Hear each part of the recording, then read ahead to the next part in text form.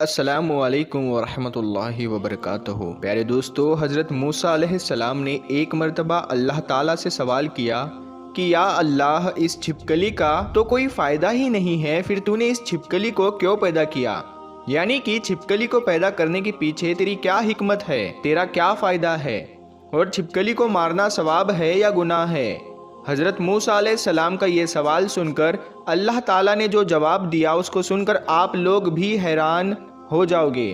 اسی لیے آج کی یہ ویڈیو آپ لوگوں کے لیے بہت ہی خاص ہے، آپ اسے آخر تک ضرور دیکھیں، اور اگر آپ کو اچھا لگے تو دل سے ایک لائک کر کے اپنے دوستوں میں ضرور شیئر کریں۔ پیارے دوستو، اگر ہم اپنی روزمرہ کی زندگی پر غور و فکر کریں تو ہمیں اس دنیا میں بہت سی ایسی چیزیں دیکھنے کو ملتی ہے جو ہمیں بالکل بھی بے فائدہ لگتی ہے، یا پھر کسی ایسی چیز سے ہمیں تکلیف پہنچتی ہے تو ہمیں لگتا ہے کہ یہ تو بالکل بیکار چیز ہے، اور ہم یہ سوچتے ہیں کہ اس کو اللہ تعالیٰ نے کیوں پیدا فرمایا ہے۔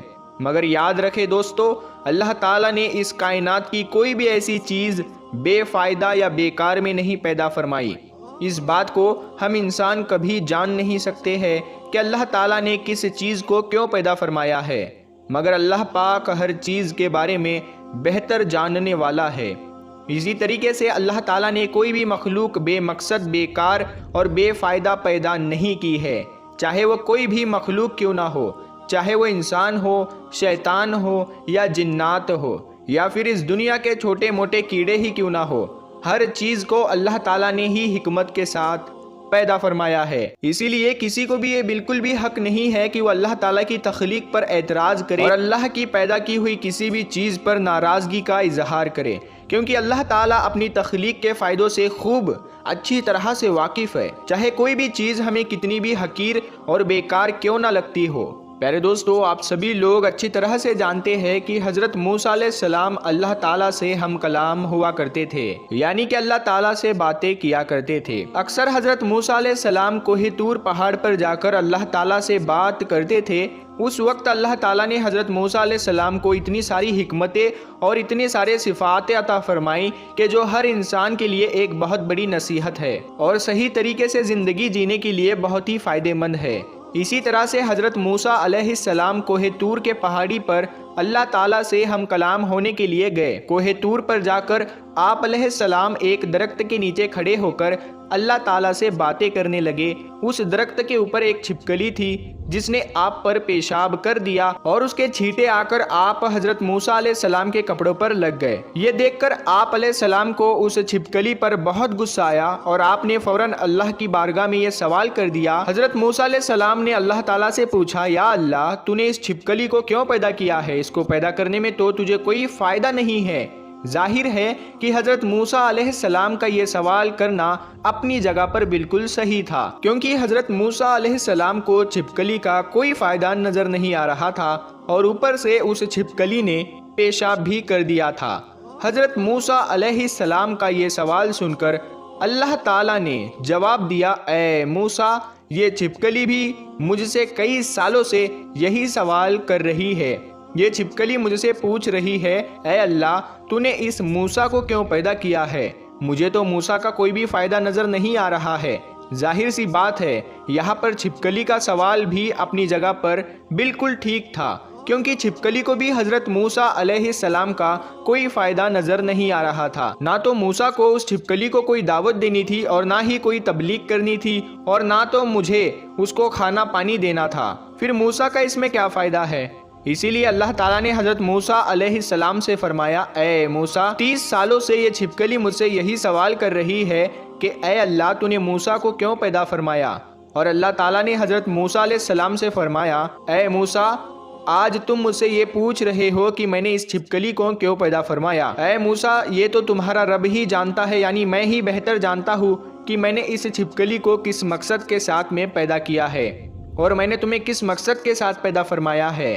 اے موسیٰ، میں نے ہر مخلوق کو اپنی اپنی حکمت کے ساتھ پیدا فرمایا ہے، اور جو مقصد، جو فائدہ کسی ایک مخلوق سے ہے، وہ مقصد اور وہ فائدہ کسی دوسری مخلوق میں نہیں ہو سکتا۔ اے موسیٰ، یاد رکھنا، اللہ نے ہر چھوٹے موٹے کیڑے مکوڑے پیدا کیے ہیں اور چھوٹے موٹے جانور پیدا کیے ہیں۔